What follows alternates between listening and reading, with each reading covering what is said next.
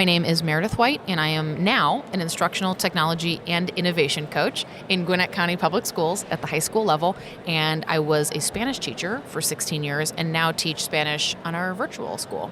Well, welcome to the show, Meredith. Thank you. Now, we got a lot to talk about. However, give us some background. Mm-hmm. You teach Spanish, correct? Mm-hmm. How long have you been teaching Spanish? 16. This is my 17th year. 17th year. Mm-hmm. 17. Sí. To say that. Mm-hmm. Okay. Casi exactamente. Okay, perfect.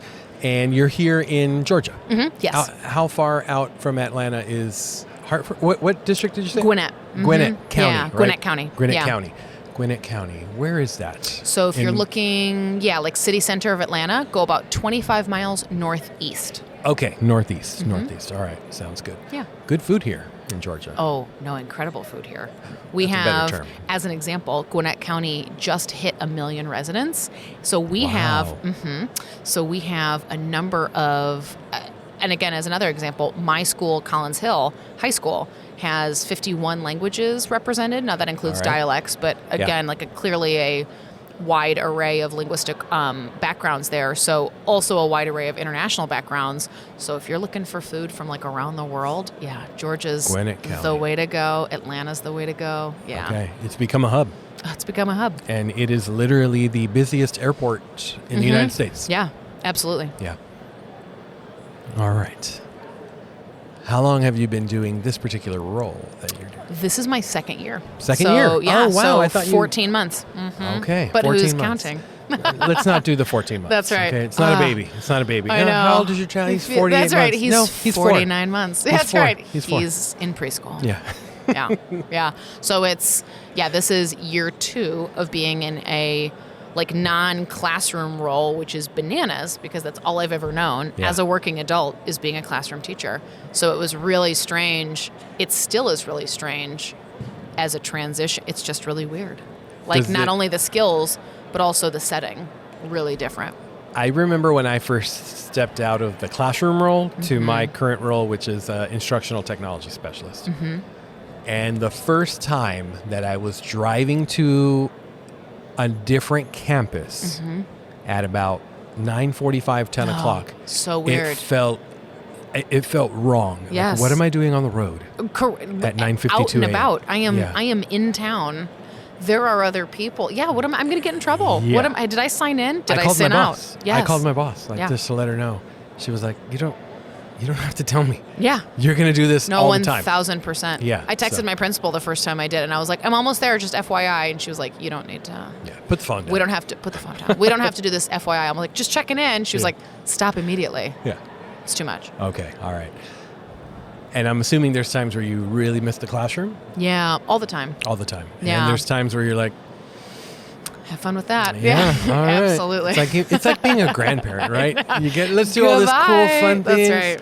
And then when you start acting up, Yeah, well, that's all yours. see you guys. You're doing I'm great. out. Hang in there, sweetie. Yeah. Yeah. And you get them No, riled absolutely. up right before you walk out the That's door. right. Goodbye. I gave him 3 Twix bars. Yeah. It's been, I think teaching kind of paradoxically can be lonely, even though you're never alone. Yeah.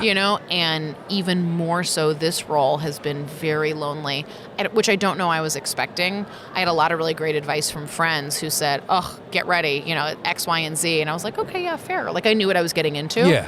And I feel like I was hired for the position that I interviewed for. Like everything was really transparent, which you can't always say. Sometimes it's like, this is not what I was told. Now that you're in the door, That's right. here's They're what like, we're gonna do with welcome you. to the dark side. Yeah. And it was not like that at all. But I was not expecting the profound loneliness that has permeated like so many things. And just the othering, like not being an AP, not being evaluative, not being an administrator of any kind, at least in my role as instructional technology support, but yet, you get those people where it's like, well, I mean, from a teacher standpoint, I'm like, no, I know. Yeah. I know. And that feels really strange. Yeah. Oh yeah. And lonely. For sure. And there's times where we're looked at like admin's head on a stick at times. Yeah. Like, Absolutely. Oh, somebody from central office or district office. Yeah. Like, I'm not Us here versus to do that. them. And you're like, I get, like you said, I checked in on the way over here driving. Like, I am you. Mm-hmm. I don't know. Absolutely. All right. So Spanish. 14 months, to be exact. That's right. You were still in the classroom when that renaissance started happening with AI. Absolutely. Tell us about, well, I'm going to backtrack a little bit. Tell us about your first interaction with AI and when you said, holy blank. Totally. This changes things. Yeah. Well, I think about some of the early like iterations of generative AI, and my first thought was, oh, like Google Translate, but in like a sexier outfit. Because world language people are so used to Google Translate and all these different things now that exist. And so in working with other content areas at my school, I'm like, oh, like all of the math applications that hover and, you know, you can like sense the math problem and it'll work it out for you with the camera and all those kind of things. Yeah. I thought to myself immediately, like, you're not used to this, because they could say, show your work. And Gabriel, I need to see from your work that, you know, X, Y, and Z. But language teachers have been playing the Google Translate game for years. So we were super well equipped for it, because it was like, this is not you. These are not words you know. Yeah. A kid that just said me llamo es, you know, 5 minutes ago is then like, pues, si hubiera sabido, te habría dicho. And you're like, wow, I'm going to put you in AP immediately. Yeah, this is incredible. It's September in Spanish 1.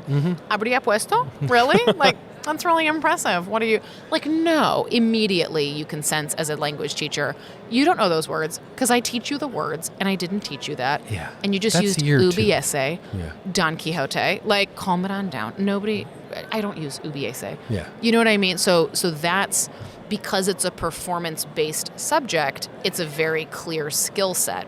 I think in other content areas, it gets a little blurrier, because it would be like a kid who couldn't play his trombone yesterday suddenly can play all the instruments. Yeah. And you're like, what? Like, At that's a concert level. At a concert level. So in that same way of like performance, it's obvious, but with just knowledge, it's not as obvious. And because as language teachers, we're used to like performance tasks, and we're like, okay, it's going to be personalized to you. Not only tell me X, tell me about X in your life. So now it's tell me about your family. Well, if all of you have 7-year-old twin sisters and you're from Philadelphia originally, but you moved to Atlanta, that's the exact same life story. I know you all copied. Like, but with knowledge, when there are like facts and things to be true, when it's just stoichiometry, it's right or wrong. And when you can do things multiple choice, because things are right or wrong, that makes it a little bit trickier. So I felt like as a world language teacher, I was like, oh, we've seen this before. Yeah. And we'll treat it like we have anything else. But I think it gets a little dicier for other content areas for sure. I never thought about that with the translator apps, the Microsoft. Totally. They call it Translate, I believe. Yeah. And then Apple's built-in translator. Yeah. So you guys have been in that world for quite some time. For sure. And the things that are amazing tools for like multilingual students are like the bane of our existence, because we're like, I love that Chrome translates like our newly, you know, moved like Ukrainian student, you know, who's really like having a hard time. Like, I love that it translates. That's fantastic. But not helpful, right, when they turn it on and they're like, and now it's all, you know, like, and now I don't have to do any work or whatever. It's like, that's a different thing. We're playing around with a couple of different apps that have those features built in, and it's like,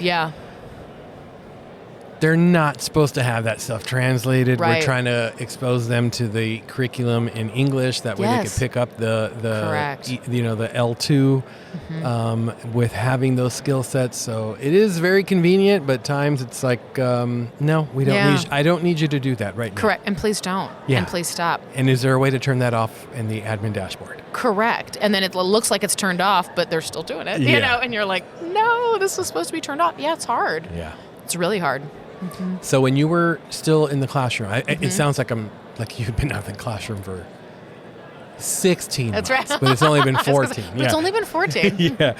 So being that were in the classroom, what were some of the tools, or what were some of the activities, lessons, or ideas that you were able to kind of manifest through AI specific for your students? Yeah. Well, the first thing that comes to mind is, because my reality has always been, including at the elementary level, which is going to sound just bananas, but is 35 plus students. I mean, that's just what I have always known, and I've never not been in front of 36 kids. Yeah. So when I think of classes that big, and then I think of Gwinnett County, which has 142 schools, I mean, that's a lot of cooks in the kitchen. Like, we have 185,000 students. So that's a lot going on. We're the 11th biggest in the country. And correct me if I'm wrong, but here in Georgia, the districts are by county. Correct. Okay. See, where I come from in Texas, it's different. It's like ISD, right? Yeah, exactly. Yeah. So the county is the district, with some exception. You might see like the way in New Braunfels, it's NBISD, but then I think like Smithson Valley or somebody else is like Smithson Valley City Schools or something like that. Yeah, how you see stuff like that, or like Austin City Schools, but then also, the county. Some exception, but by and large, it's the county as the district. And so I'm just used to like a lot of collaboration on a huge scale in a big, big way. And so I immediately thought like, ooh, fast ways to give feedback, fast ways to give, and obviously you still give personal feedback, but some of that more particular persnickety stuff, for the kids that really go like, no, I want like, where do the accents go? Because I'm not of the belief that, and the research supports that marking every little accent mark, whatever, not helpful. By and large, they look at it and go, okay, 84.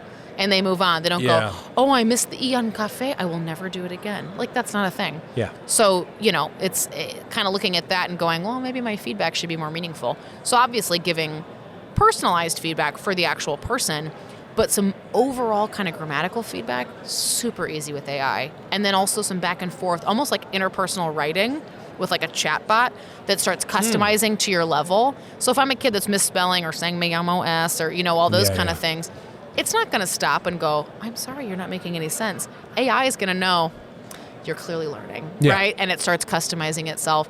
So that was really cool. Like feedback, the stuff that kind of black and white that students wanted, but also leveled readings. Oh my gosh, putting in a text and then going, hey, I need you to take this down a notch and then take it down another notch. Or just make it shorter. You can keep it as complex, but pare it down a little bit. Yeah. Or an article, I might see something from, out of a Barcelona newspaper and go, this is cool. I want to keep the headline, but I kind of want to turn this authentic resource into a simpler version, which some would argue I know makes it less authentic, but it is what it is. That's a separate conversation. But I want to pare it down or just summarize it. Give this to me. TLDR. Yes, right. Absolutely. TLDR. Like just bullet points, baby. This thing's 2 pages long. Or give me a word bank for this. Take this article, give me some pre-reading activities where kids can now find the word and now they're prepared for it. So stuff that we weren't not doing, it was just taking forever. Yeah. My gosh, what a time saver. Okay. It was great. Immediately after I said TLDR, I realized a lot of people don't know what that means. Correct. Which is so interesting to me because I'll put it in staff emails where I'm like, too long, didn't read. Yeah. Like, here's the, but. Too long. Yeah. Wait, what is your TL? Too lazy. Didn't read. Incredible. Yeah, I've always known it as too long. Okay, so and maybe yours is correct. I like maybe yours. Mine's? Did I just say that? Yes. Yeah. It was comprehensible. Yeah. We support comprehension here. There was an extension in Chrome that I used about 10 years ago. I want to say 8 to 10 years ago. And it was called TLDR because it was too lazy, didn't read. But maybe it's too long. Who knows? Or maybe it's too lazy. Will we be too lazy to Google it? Maybe. It's a lot of work. I can't. My phone's right I can't there. be bothered. Yeah. It's 4 letters. I mean, I can't do it. Yeah. I don't have the bandwidth. My excuse is the economy. Sorry, not in this economy. Yeah, not in this economy. Sheesh. No. Gosh. All right. So you are I'm just going to come out and say it. You're a prominent figure. Okay. Fake news. Okay. You are a prominent figure in the world language community. And I know that because when I posted something, gosh, I want to say last night, if not the night before, one of my colleagues at the high school that I support said, oh, say hello to Meredith White. Interesting. Big fans here in Texas. I wonder where that could be. And I was like, that's why I reached out to you. I was like, That's so funny. I have to have her on the show. That's so funny. And I didn't realize that we were already connected. Yeah. And so at what point did you realize, hey, I have this voice in the world language community? People look to me for resources and things like that. When did you have that moment?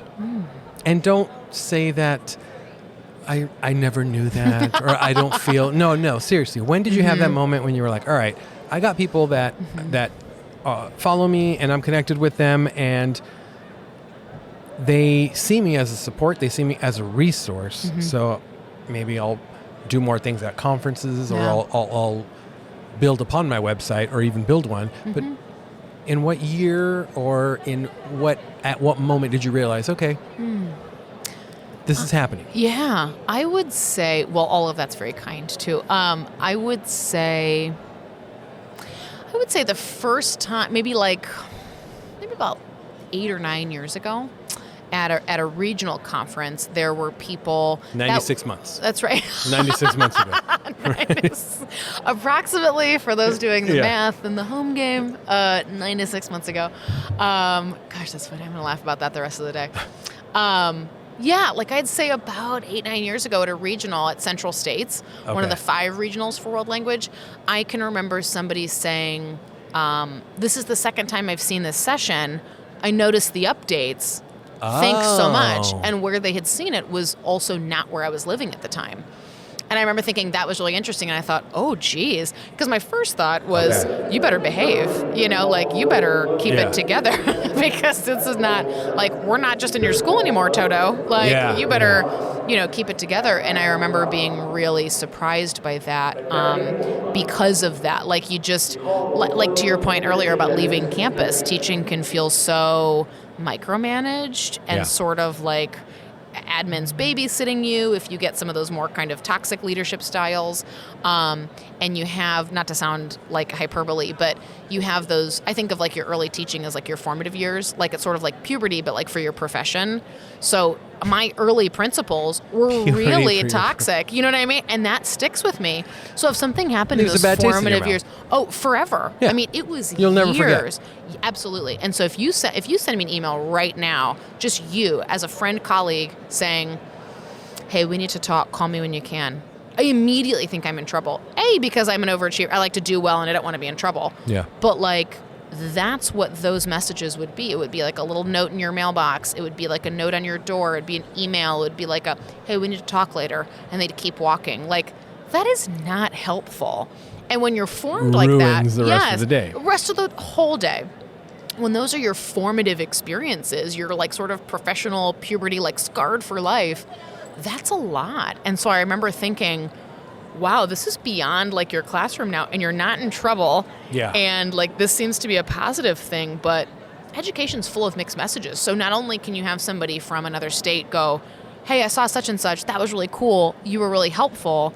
You could very much the next day be going back to somebody not funding your registration for that conference or making you take a sick day or making you take so these weird mixed messages of you're super appreciated on this one end and supported by strangers, but then the people in your own backyard going, who does he think he is? Yeah. Who does she think she is? Kind of a thing.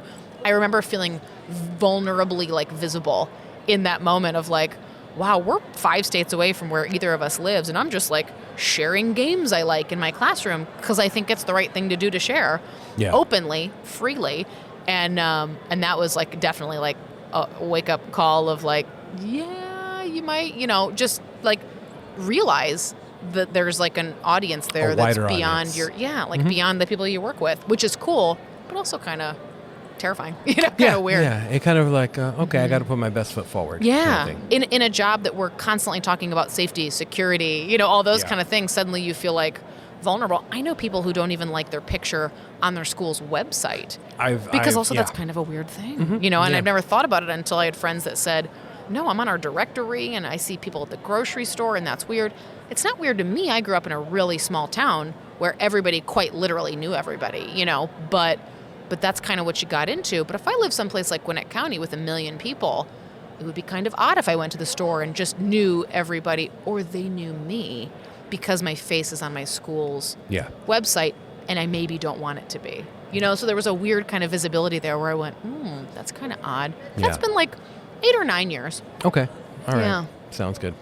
Well, you're on the Edtech Bites podcast. And Wahoo. on this show, we break bread together. Yes. We literally break bread Ooh. together. So, Look are at you us. allergic to blueberries? No. Okay. Good answer. So, feel free to have one. Take this one. All right. That one called your name? Yes. Sounds good. All right. What sessions do you have going on at GAETC right now? I've got 2 on Thursday. One at 11. I'm going to mess up these times, but 11:30 or 11. Sorry, 11 Okay. on the dot. And then one at 4:30. So the first one is like routines, workflow, connections, things when you're new to an Edtech support role. Yeah. Things that have worked or for me and that I've considered. And then 4:30 is going to be Google Slides for paper documents, for paper handouts. Okay. And I might have to hit that one up. That's Do. interesting. All It right. won't constrict you like Word and Docs does. It'll behave. All right. So, have your donut. I'll have my talk piece right now. So, your question I want you to think about as you're devouring that So is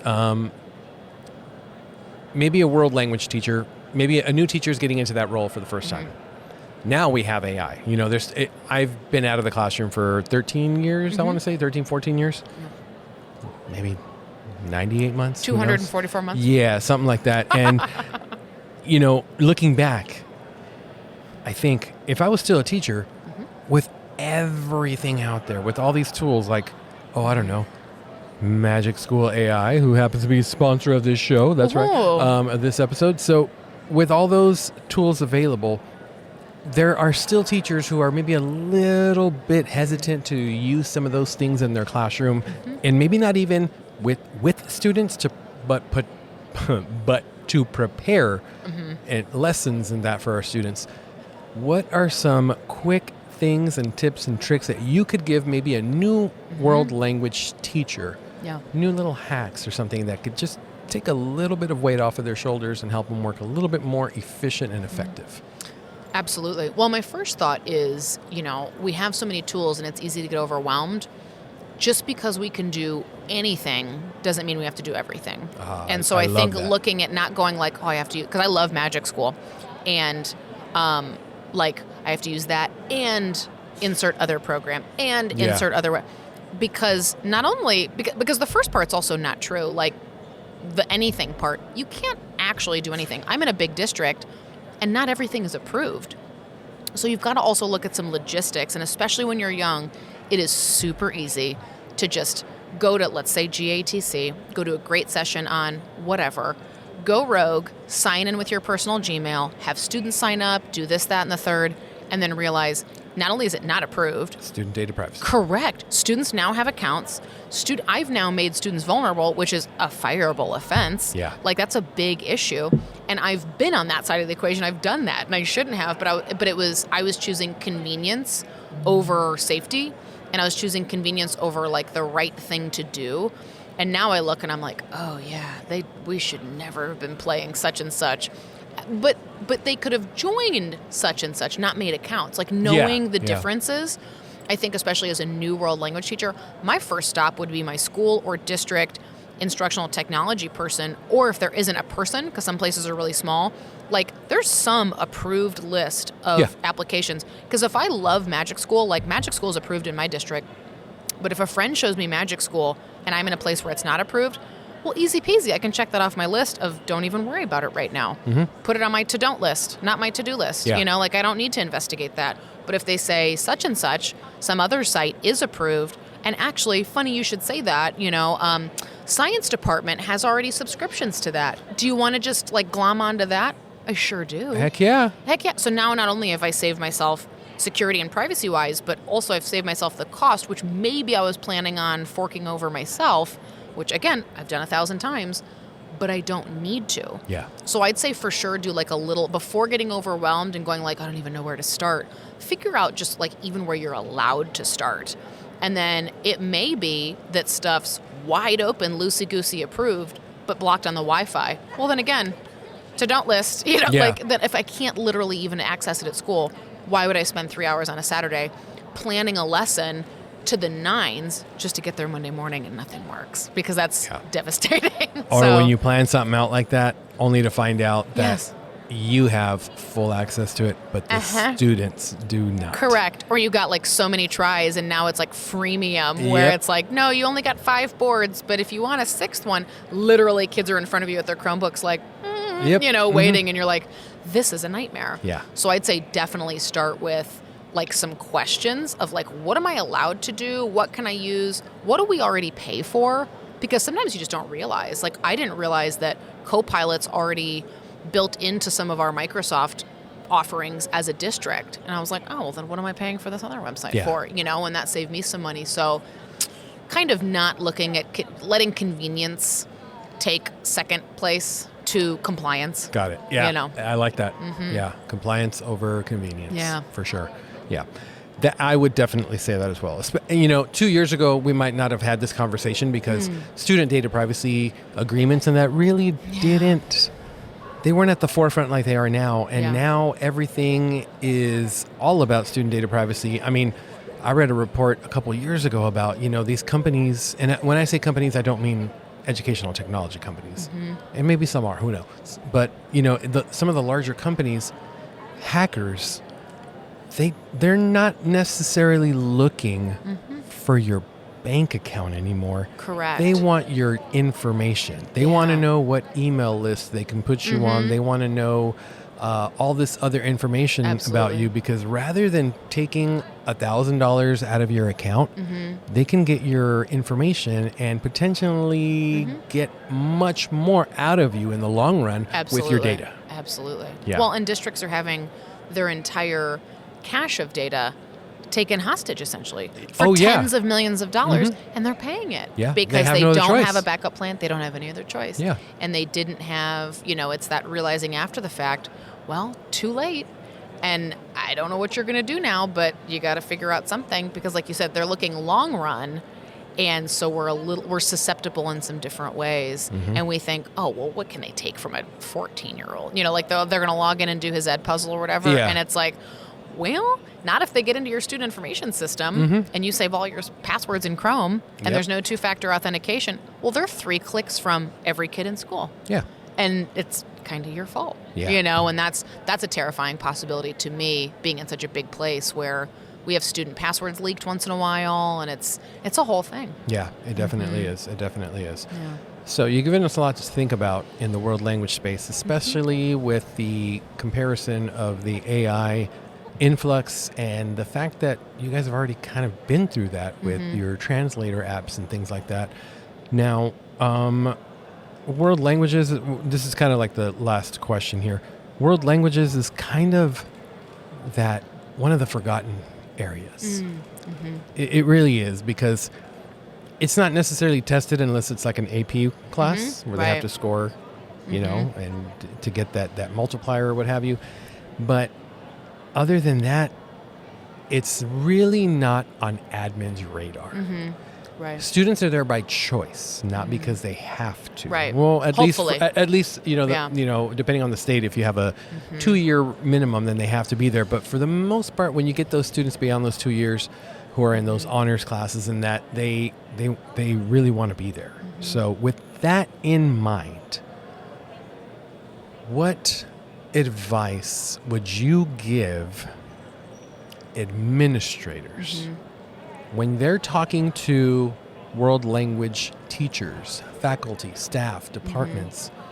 Is there any specific advice that you would give them? Hey, when you're talking to us, to this group, here are some things that you need to think about, recall, or keep in the back, or keep in the front of your mind. Sure. Yeah. Well, I like to think of things in terms of like reflections and resources, things and thinks. So I would do as one think, I would have them really pretty heavily, if it's like an assistant principal and AP now in charge of the world language department, I would have them reflect, and maybe it would be on their own and then eventually with the department on their own language learning experience, because a lot of the statements that they make can seem really, disconcerting or trite at best when, the person who's now in charge of, in some places, like a pay raise or not, right? If it's tied to your evaluation and it's performance-based, to hear that person who is monolingual say, oh, I took 6 years of Russian, I don't remember a thing. is really kind of not great. You know, I wouldn't say I took math K through 12. I can't even add. You know, we don't say things like that to other content areas.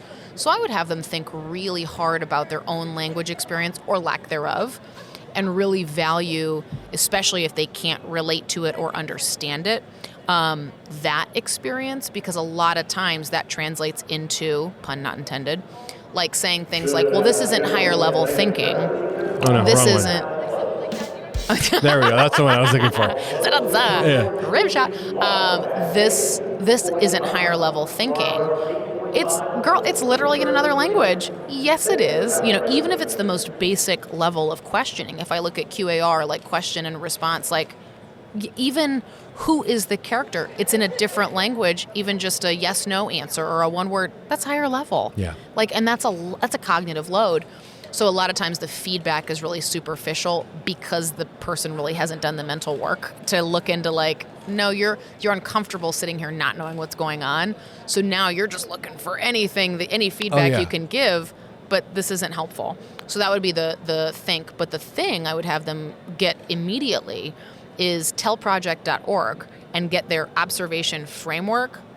When I tell you, what? It's a sexy PDF, and it's like not a checklist, but it looks like a checklist, but it is like Disney world language teaching, like just the best of the best. And if you can push yourself to work towards that every day, it's not going to happen every day, every class. Obviously, we know that. Nothing does. But it's got it broken down into 7 or 8 domains. For example, professional experience. So like you're teaching just as a professional. Yeah. But you've also got environment, authentic resources, feedback. And the feedback forms have all of these from the perspective of an evaluator. So you can provide these resources to your AP or whoever and go, hey, I know like you were a math person, I teach French, like just so you know this might help. And it's now a resource where they can really intentionally guide their observation based on what's really going on, not what they think should be going on, or not what they falsely remember going on in their class. Because again, those anecdotal comments, not helpful. I took 6 years of Russian, don't remember a thing. Oh, I had a crazy Spanish teacher. We just made tacos, not helpful, right? It gets tropey real quick. Yeah, small talk turns into big talk immediately when people are trying to make a connection, but they don't really know what they're talking about. Okay. So tellproject.org is like chef's kiss, like an incredible resource that I always have given, since I found out about it in 2014, have given every administrator that I've had. And I've just been real subtle. I've been different levels of sneaky. Sometimes it's like stapled together, like, here you go. Other times like, oh, welcome to my classroom, you know, and you hand them the folder or it's a student job or whatever. Or I've just been transparent about it and been like, I think this will be helpful. Let me know. I've never had a negative reaction from an AP. They're like, oh my God, thank you. Because I don't know what's going on in your room. Yeah. I know I like the pedagogy. Seems like the kids care, but like I literally don't know what you're saying. So I can't, like, and they feel a little bit helpless, and it empowers them a little bit, and it's for them. It's from their perspective. So I'm going to have to check that out. It's fabulous. At the top right-hand corner, click resources or click framework, and then click resources, and there will be an observation tool. Okay. All right. I'm going to have to check that out. Yeah. And on that note, how can people connect with you? Ooh, well, I'm easy to find on Twitter/X. I'm at TechMeWithYou. My initials are right there in the middle, MEW. And also on TikTok with some tech tips, also TechMeWithYou. And those are the 2 things I check the most. All right. Sounds good. Well, I want to thank you for being a part of our educational community, everything that you're giving back to our students and now our staff in this new role, and just for everything that you do. And Absolutely. I do have one final question for you whenever you're ready. I'm You ready. It's $1 million question. Okay. Probably the most difficult question you're going to be asked the entire conference. All right? 7. The answer is 7. Okay. Corn tortillas or flour tortillas? Oh, corn. Okay, Are you there kidding we me? go. Jeez That's the answer. Louise. See, That's an easy that one. deserves one of these. That's the answer I was looking for. Okay. All right. Sounds good. Well, on that note, thank you. Enjoy the rest of your conference. Same. And Yay. have a great everything. Just everything. These next 14 months. Yes. All right. Thank you. Of course. Thank you.